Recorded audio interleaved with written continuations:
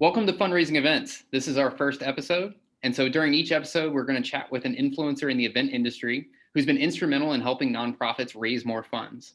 Our goal is to help share helpful tips, tricks, and stories that will empower you to raise more with your future events. And now a little bit about our sponsor. Fundraising Events is sponsored by GiveSignup, RunSignup, your fundraising event technology experts. Next time you have a fundraising event, try GiveSignup, RunSignup. Whether it's a run, walk, ride, golf tournament, gala, or a fundraising campaign, raise more, save time easily with GiveSignup, RunSignup's purpose-built supporter engagement platform. Get started for free today at givesignup.org. I'm Brian Jenkins, and now I want to welcome Tony Sapp. Welcome to Fundraising Events, Tony. Thank you. Thanks for having me on. So I'm very appreciative of your awesome mic. I can hear you incredibly well. So to start off, I know you very well, and I think everyone would like to learn a little bit about you and maybe a little background on you and how you got into events. Yeah, of course. So I am the owner and operator of Negative Split Productions based out of Houston, Texas. I basically got my start just helping out with some local races as a volunteer coordinator or just general race crew. And then in 2014, decided to let's try my hand at race directing. Developed a series of running events, learned more about the business, and got basically built that business up to a point where I was ready to try something new, but still in the event space. So we sold our running events after reaching about 25,000 participants a year. And now I'm doing event services, race timing, race awards, event consulting, and I still own and operate what is now the world's largest active kids triathlon in the world. So that's how I spend most of my days. Yeah. Well, your kids event is definitely something interesting. It's probably something to investigate since we're focusing on virtual races, but not the toughest idea to come up with is like, hey, a triathlon should be at a water park. That sounds like a lot of fun. Yeah, that's a fun race. That one's definitely I'd consider that since about 2016 when that event started, my marquee event, kind of the standard at which I put everything into that race, and that race is my baby. So that one's not going away anytime soon. It was obviously a tough year in 2020 with it being in May.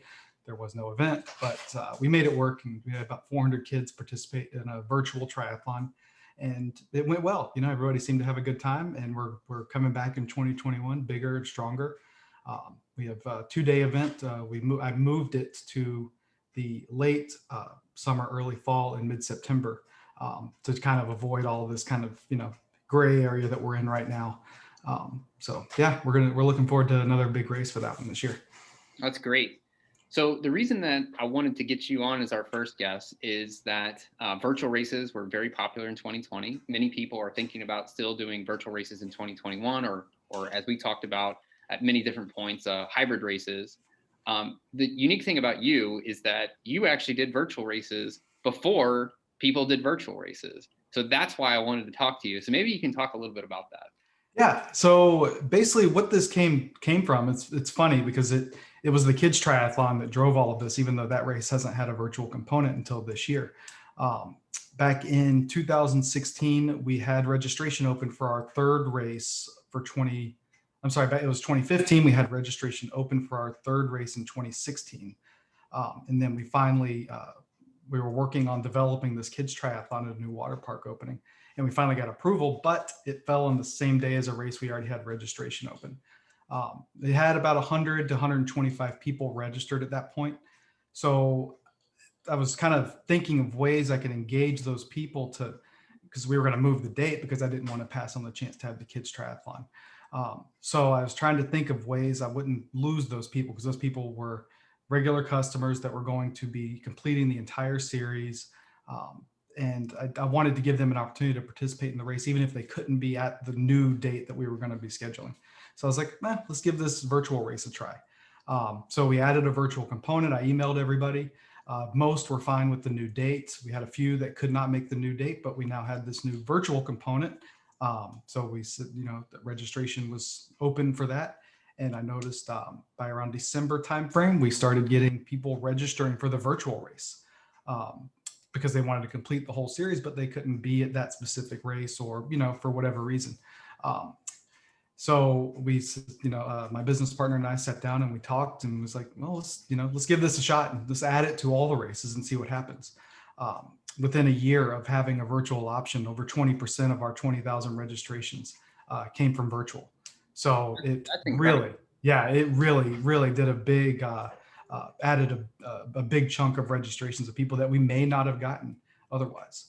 So I kind of saw the power of what a virtual race can be in conjunction with a live event. And I was able to take that knowledge and the things I learned over the years of producing those events with the virtual events and turn that into basically a category of services that became that really blew up during the time of no events, once COVID really took off in early March last year. So you think originally a lot of these people, because you offered a really nice series package, so you earned something for doing the whole series, that was what was driving the original virtual registrations? Yes. Yeah. I think that it was people that, our first race in the series was always on New Year's Day. And that was that was just our thing. We had a race on New Year's Day. We had a race at Minute Maid Park, the home of the Houston Astros.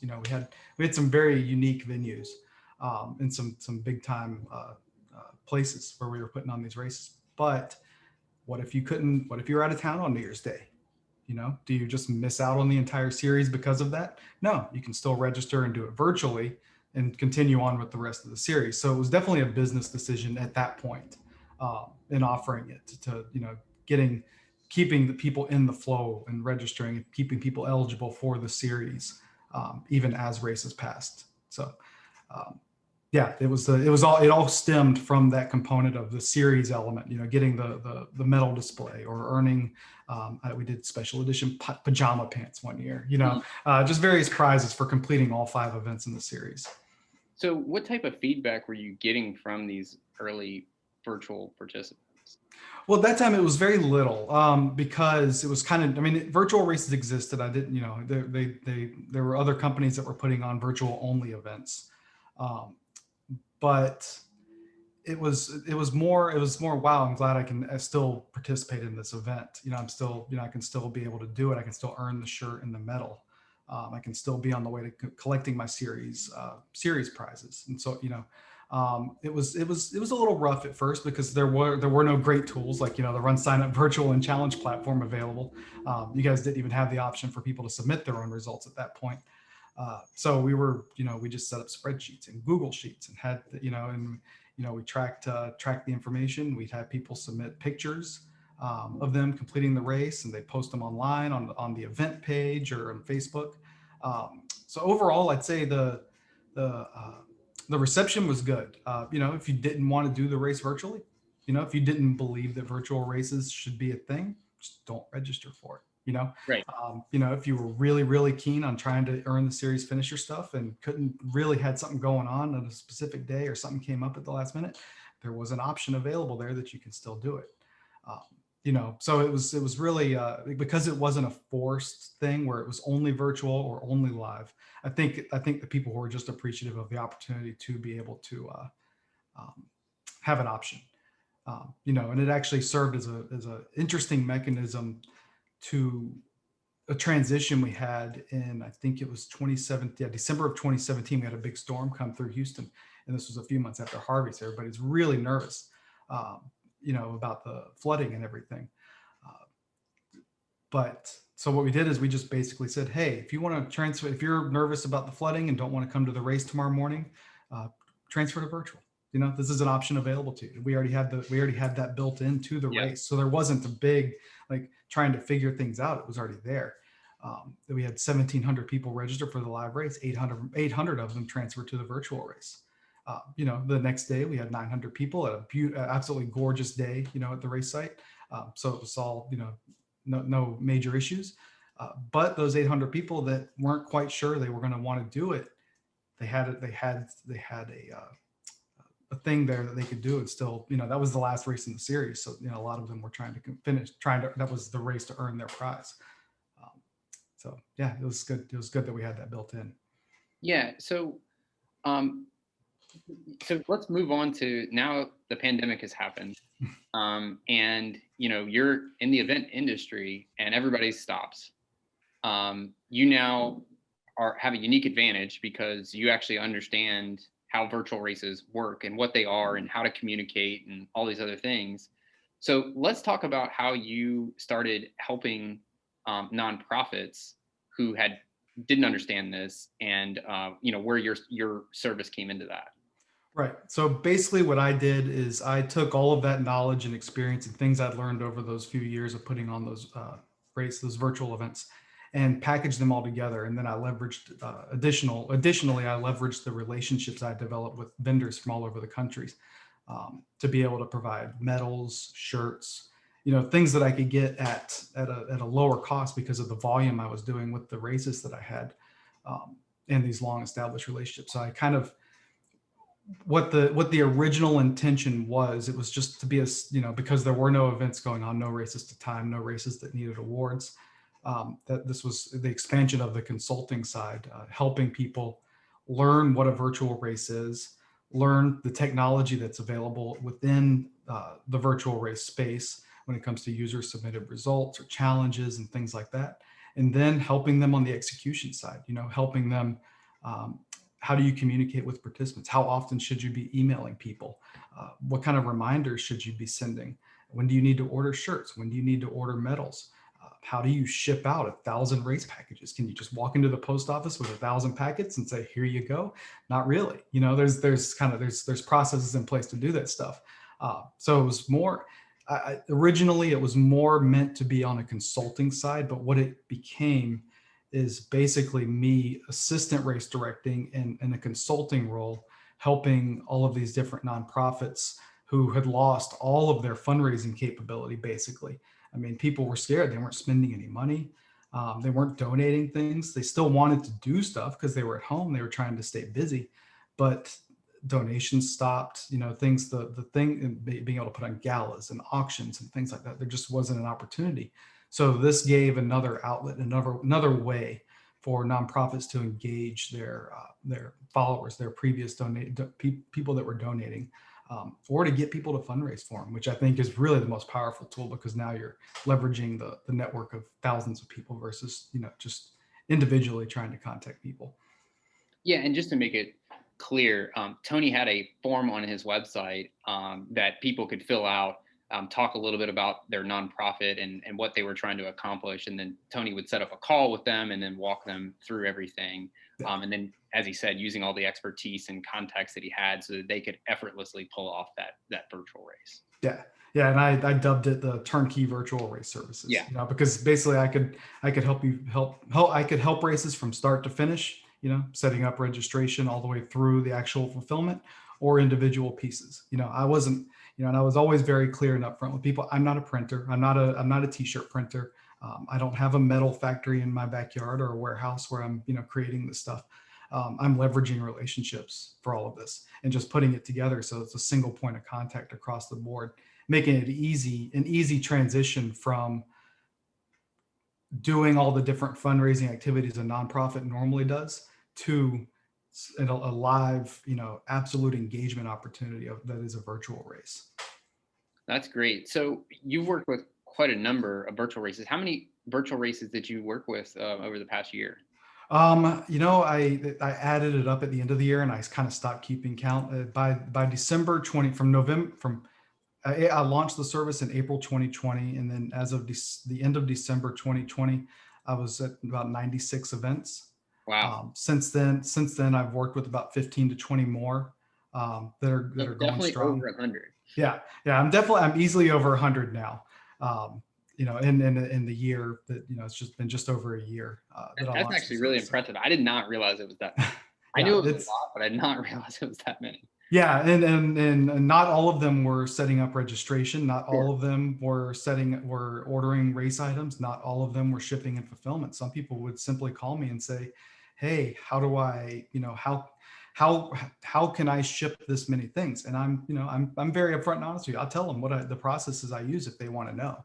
If they want to try and do it themselves. But then I offer that I can do it for them without them having to go through the steps as well. So there's some. It's not always about how much money can I make. It's about what can I do to make other events successful. And that's really my goal and what I wanted to do this. If I can earn a decent living doing it, great. But At the end of the day, my goal is I love the industry, and it was the absolute hardest thing that I ever had to do was write an email to participants, to 1,200 kids registered for the kids triathlon, and tell them the race isn't happening this year. That was hard. That hurt. Yeah. So, with all this experience, what is the common thread that seems to be among the successful virtual races that you're working with? So Run Sign the tools Run Sign Up has make it super easy to make a super professional looking site, make Mhm. it really, really high end. You can color brand it. You can have your own images with the cover pages. You can really make it your own site. Um, what I've been finding over the past year is that matters sometimes, somewhat. It matters mostly to the nonprofit more so than the participants. What really matters to the participants is that you're providing a value and a service, and that you are engaging them. The engagement is the key factor. How are you creating a interactive race experience, or a challenge experience, or an experience in general? Because it doesn't have to be races. I've worked with a lot of different nonprofits that didn't want to do a 5K, didn't want to do a running event challenge. We were doing all kinds of stuff. We had one that was doing an acts of kindness challenge. People would submit an act of kindness they did each day, and that was all done on the Run Sign Up platform. But it was a unique opportunity, a new unique way to use the platform and the tools available to engage. So I think what it really comes down to is keeping it as simple as possible while being as creative as possible in the way you are, you're processing this, the way you're putting it out there to people, because you don't want to have to explain. You don't want to have to write, you don't want to have to read, a manual, to determine what do I need to do for this virtual race. It needs to be very simple, straightforward, and open.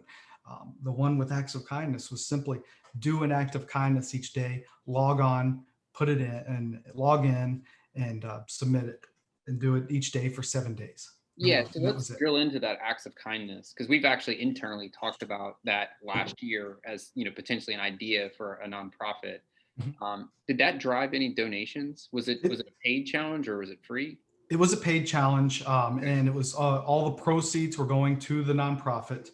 Um, then they purchased. They had their own vendor for shirts, but they needed help with fulfillment, so they ordered the shirts from their vendor, had them shipped to me, and then I did the individual fulfillment shipping out, to each participant.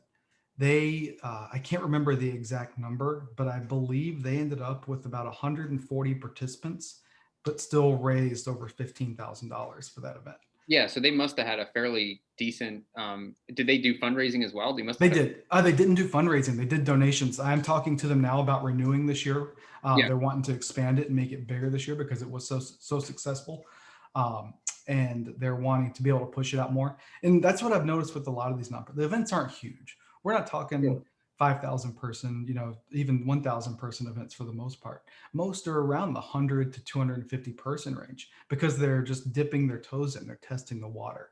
I Mhm. believe there is a huge opportunity here for these events, especially going into their second year, that they can really expand and push that envelope and really, really do some good. And I mean, I'm not sure how this nonprofit would feel about it, but to me, $15,000 for a kindness challenge that likely they didn't have any money they had to put up front. It was a pure opportunity. Mhm. That seems pretty good to me for most of the nonprofits that we serve. If we can come up with some way to generate revenue without any upfront commitment, that's an incredible opportunity, I think. Yeah, and that's actually whenever I was developing this whole set of survey, because this was a new thing. I had no idea what I was going to do. I spent about 2 to 3 weeks sitting around moping and wallowing. What am I going to do? What am I going to do? I don't know. This I sucks. remember I talked to you. Yeah. It was bad. I had no idea what was going to happen. Virtual races. Yes, I had put some on. But I'm not really in the business of putting on races so much anymore. So I didn't want to get, and I didn't want to get back into that with virtual races so much. Um, so that's when I put this together, it was for the people, specifically the smaller organizations. It can be expanded obviously to larger, but there is nothing. There's, like you said, there's no upfront. There's nothing to. It's a no lose scenario up front. If You you gotta put your can't, time in, but you yeah, it's have to just a put your little time bit. into something anyways. And it's not even that much time even necessarily, it's a few hours, and you can have something set up, ready to go, push it out to, your email list and your social media pages, see what happens. Maybe you get some traction, then maybe you get a little bit of traction. Okay, let's put a little bit of money into it. Okay, let's see if getting some partners or some sponsors so we can do some cross promotion, things like that. Some of that free marketing that you can get out of it. Um, so it's starting small, getting in, checking it out, and building from there. It's not difficult. Like I said, a couple of hours is, I think, what this particular nonprofit spent developing their challenge and putting together the page and everything after we talked. And $15,000 was their single largest event they've ever had. They're not a big. They have I think 4 or 5 people on the committee for that nonprofit, and that's it. So after all this and over 100 virtual races, well under your belt, is there anything you wouldn't recommend doing? I'd stay away from simple 5Ks now, honestly. The tools are available. Unless you have a very unique story or way that you're going to tell this, that you're going to sell this event. Stay away from the simple 5Ks, 10Ks, half marathons. So there's so many different tools available to get a little more creative with it. Create a 100-mile challenge. Create a walk every day challenge. Whatever. I think Brian, your Activity for Good challenge gave me a lot of ideas, and I was able to use some of that information with you putting that together, just to kind of explain to these nonprofits it's not always just a virtual race. It can be a virtual event. Yeah, and the other we've seen a lot of creativity, and not everything is going to work out. But we work with the Pat Tillman Foundation, and they do a 4.2-mile run. Mhm. So they've got this. His football number was 42, so they've got this number to play with, and they Right. can use that in a lot of different ways. So if there's numbers that are important to nonprofits, they can use those numbers. And the cool thing too is that you're not limited by a 5K, 10K type thing where it's kind of a limiting distance to play with the numbers. Right. If it's a challenge and your number is 72, because maybe that's when you're founded or something like that, Hmm. you can use that number 72 because Yeah, it's a 50th anniversary. yeah, I had one nonprofit. It was their 50th anniversary. They did a 5 point. They had several challenges. One was 5.0, so 5 miles. One was 50.0, so 50 miles, and one was 500. And they were all based around the number 5. 50. So it was they built off that, and it was they had different things. There was one that I think they also had the 50 ounces of water a day challenge with that one as well. So it can be there's so many different ways to put these things together, and so many different things. Even the activity type challenges. It doesn't have to be mileage. It doesn't have to be time. It can be distant. It can be steps. It can be there's other tallies, other things you can do to add up to create this competition. yes. Your main recommendation is do not work inside of some preconceived box. Right. Don't silo yourself to what is a standard event that you would go do on a Saturday morning. This is not a Saturday morning event. This can be a year-long challenge, with many challenges broken up into it and different giveaways and things like that. You turn it, if you want to try a little smaller, try a 1 month challenge, with a weekly mini challenge inside of it.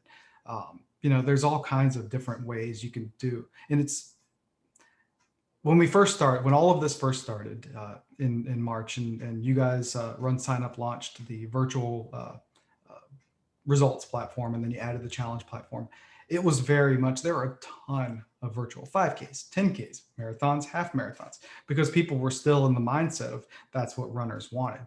Well, now we're getting beyond simple events and more looking for a story, looking for a way for them to feel part of a community without being, with maintaining the social distance, without being at a cramped start line on Saturday morning at 6 a.m. or 7 a.m.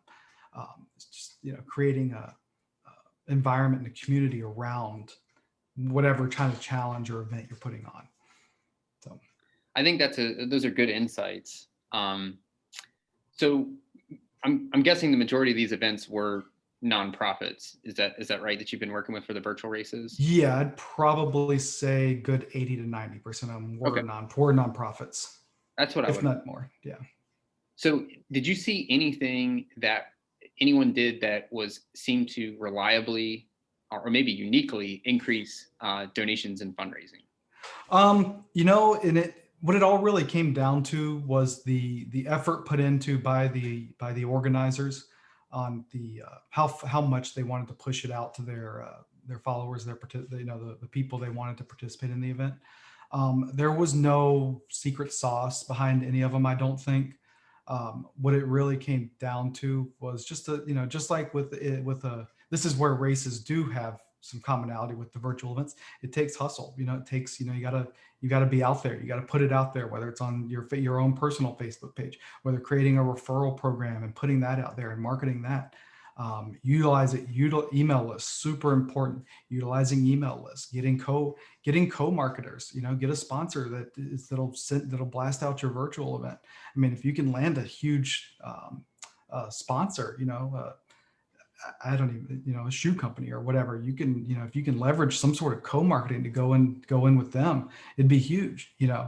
I think that's really a part that's not really being utilized is that co-marketing side of things, where brands definitely want to be involved with something, especially now, but they don't want to give necessarily cash. They don't want to Sure. give money. So you could use that co-marketing as the kind of the driver to get them in the door. And it also helps with your nonprofit because that's more registrations, more eyes on your event, and as an event production, that's really what it's all about, is getting more eyes on your event. So did you have anybody that utilized Facebook fundraising? Not, not that I know of. They may have set it up on the back end. Because what I did, so the way I handled this, if I was helping them with their registration and results, is I would actually help get them set up, and then I'd set up an hour to an hour and a half phone call and actually walk them through the platform. We go through, and there, depending on what their goal was, I'd choose different modules that we would focus on during that time frame. But always was the donations and Facebook advertising, or the Facebook donations integration and the fundraising integration. And I'd kind of talk them through how that would work with their event and what they could do if they chose to kind of push it to the next level. They some like I said, some were more successful than others. None of them lost anything on it. It was just sometimes that just didn't click or didn't get through. But I'm not exactly sure. I didn't get any questions about the Facebook fundraising. Okay. So yeah, I'm not sure on that. So here's kind of the burning question for a lot of people is, are you still seeing success with virtual races and challenges? Yes. Virtual races are still, I think, in my opinion, virtual races were around well before the pandemic. They really hit their stride during the pandemic because there was nothing else going on. I'm of the mindset virtual races and challenges are here to stay. They're going to be a thing in the future. Obviously, live events coming back, they're going to have their own place. But I think, especially if you can get creative with the virtual events and challenges, it can really be an annual virtual gathering of people to celebrate, or to engage in participation, with the individual nonprofits. It's just with all the tools that have been developed across the board, both at Run Sign Up and everywhere else, all the things people have learned. There's almost no reason not to give it a shot. It's so, like I said, a couple of hours time, and you could raise $100, $1,000, $100,000, $200,000. The opportunity is just so, and then when you're engaging an audience that's nationwide or worldwide, even if you want to push it that far, it's hard to get 1,000 people to register for a 5K that's going to happen at this time, on this date, at this place. Whenever I can say, do this whenever you want. You have the whole month, and you can be anywhere you want. Maybe I'm on vacation, in Iceland. Maybe maybe I'm putting on putting on the Iceland Extreme Triathlon. Maybe I'm, at grandma's house this weekend. There's still an opportunity to participate. There's so much flexibility and so many opportunities out there with this structure, with this way of thinking about events and things like that. So yes, they are here to stay. I still have, obviously it's slowed down quite a bit with live events coming back. But I don't think it should. I think it should keep going. I think they should still keep building and keep trying new things. But yeah, the races that I am still working with today are seeing success, and they're still raising money. It's not a, if you don't give it a shot, you can't raise anything from it. So. And kind of summarizing your belief is that some of these events that pushed the envelope for creativity in 2020 found something that worked. It's a solid fundraiser, and this could become another one of their key or annual fundraisers in their portfolio.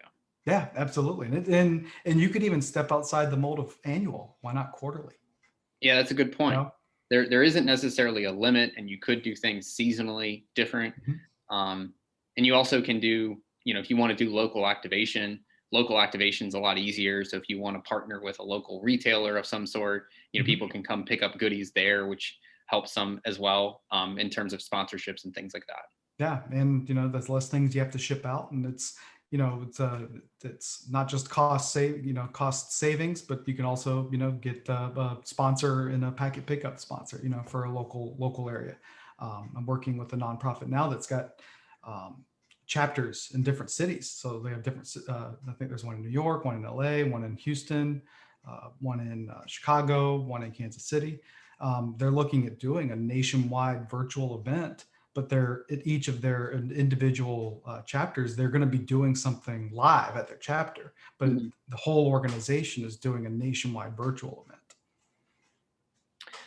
All right, so we're getting to the end. And so I like to call it the teardown, because if you're working an event, there's a teardown. Yes. So best piece of advice you've received in regards to events? Oh, best piece of advice I've received for events. It is, when I put on a race, I'm not putting it on for myself, I'm putting it on for my participants. So it's not always about what I want or what I think is the thing that is best. You have to think about the participants. The specific example of this would be a finisher medal. Maybe the finisher medal is not that important to me. Right? For me, the biggest thing is always the race bib. I think the race, because it goes with you on the journey, of whatever event you're doing. But I don't put on races for me. I put on races for other people, and other people love finisher medals. So it's something that I offer, even though I don't necessarily want one for every single race I participate in personally. So, funniest thing you've seen at an event? Oh, I don't know, man. There's been some good ones. Just this last one, it was a St. Patrick's Day run. There was a guy running around he was actually running the event, but he was in a full, it was almost a mascot, a university mascot costume, but it was a leprechaun. And he was a smaller guy too, so his proportions kind of matched. It was funny, but it was the head on it was huge. Oh man, with the New Year's race, I guess the costumes over the course of all the races, the costumes have been pretty insane, because even the race we hosted at Minute Maid Park was usually the weekend before opening day. So people in all their different Astros gear. We have a guy here in Houston that wears he's got a 3-piece suit that he had made out of all Astros themed material. He participated in the event, so he raced it in the suit with his Astros top hat, material top hat.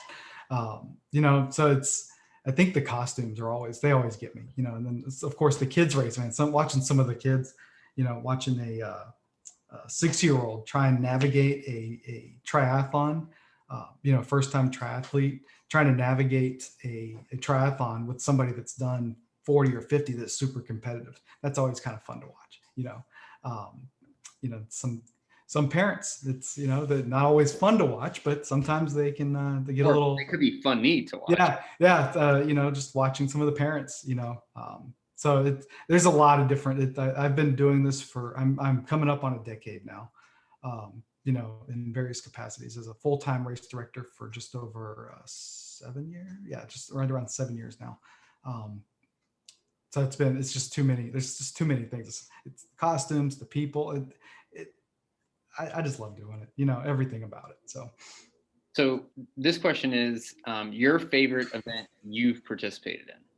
Favorite event I've participated in. So You got to pick one. yeah, I'm looking at I got my race bibs up on the wall. I'm looking at them right now. I'm gonna have to go with Tough Mudder.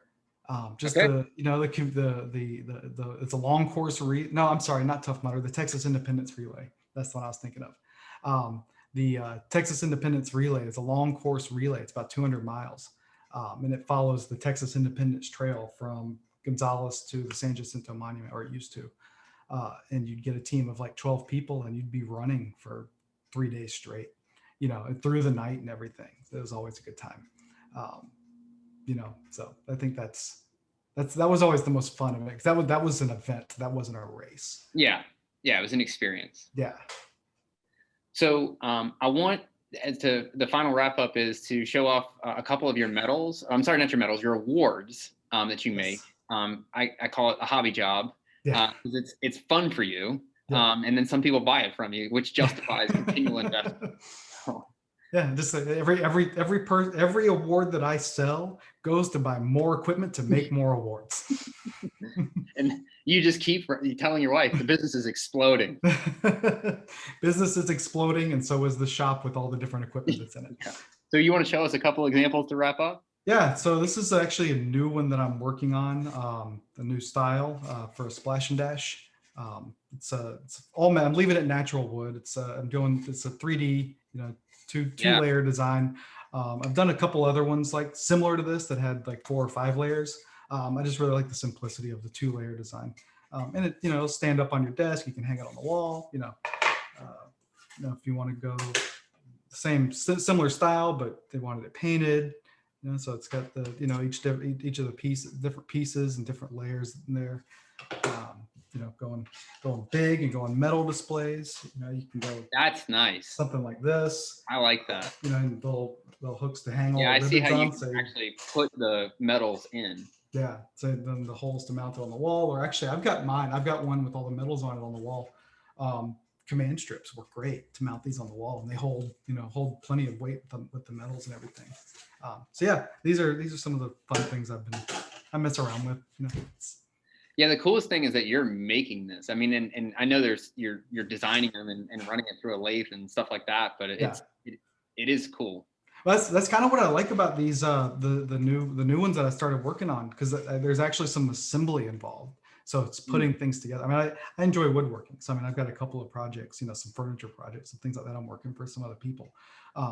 But the building process is the design, obviously the design, especially with things like this, coming up with the design and laying them out in such a way that you can, make, put things on top of things and make it into whole things.